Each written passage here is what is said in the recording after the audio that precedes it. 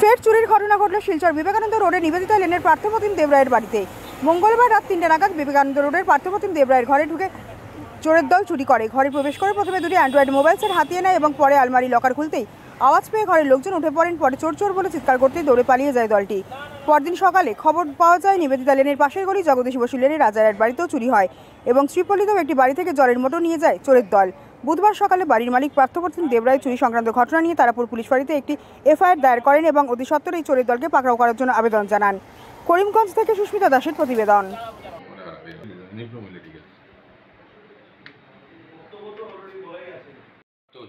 বাসাটা কোন জায়গায়? বাসা হইল Vivekananda Nivedita lane, house number 4। কিটা হয়েছে ঘটনাটা হচ্ছে? ওই তো গতকালকে রাত্রে আমি মোবাইল দেখি আর রাত্রে 1:30টার সময় 1:30টার সময় ঘুমাই গেছি। তারপরে তো বৃষ্টি আইলো হঠাৎ করে। বৃষ্টি হওয়ার পরে তো খুব বৃষ্টি তারপরে আমার ঘুমেও ধরছে একটু।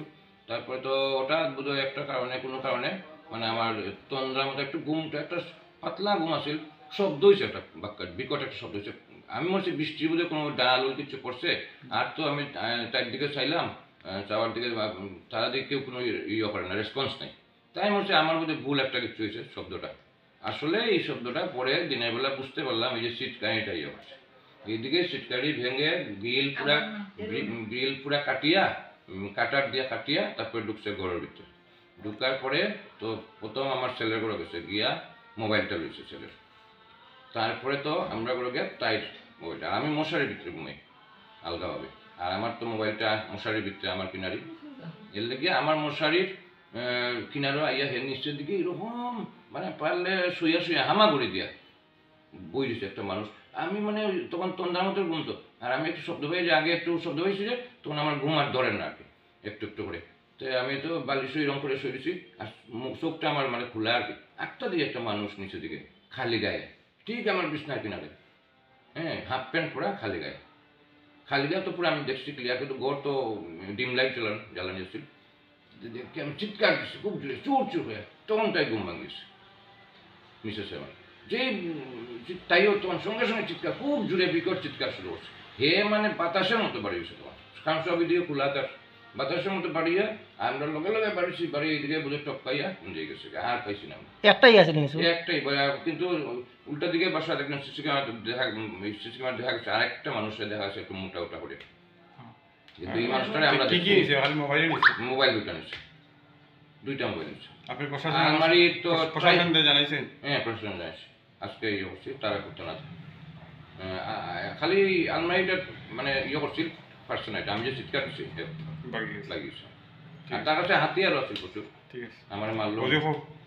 চিৎকার শুনে আমি তাড়াতাড়ি করে ঘুম থেকে উঠছি। উঠে দেখি খালি গাও আমার কিনার দিয়ে একটা ছেলে দাঁড়িয়ে। আমি স্পিডে তার পিছনে চুর করতে করতে নাই ওইটাই দেখছি। আর উঠে দিয়ে দরজা ভাঙ্গা, গ্রিল ভাঙ্গা, সব খোলা, জানলা খোলা, ওইদিকে দরজা বন্ধ করে রাখছে ওই অতটুকুই।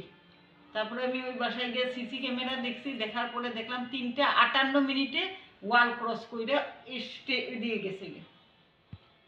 কি নিছে আপনার? আমার মোবাইল, ছেলের মোবাইল। গডরেজ ভাঙার চেষ্টা করছে। আমার গডরেজে লক থাকে না, লক ছাড়াই এটা খুললে একটা শব্দ হয়, এই শব্দই তার ঘুমটা ভাঙছে। এই ধরনের ঘটনা কি আপনার পাড়াতে আরো হয়েছে? হ্যাঁ।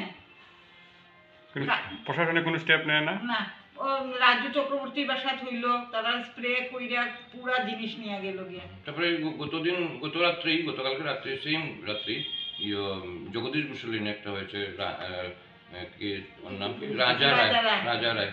আর শ্রীপল্লীতে হয়েছে অমিয়াংশু রায় চৌধুরী, তার বাড়ি তুইছে একটা ইয়ে লেগেছে, জলের মোটর লেগেছে শ্রীপল্লীতে।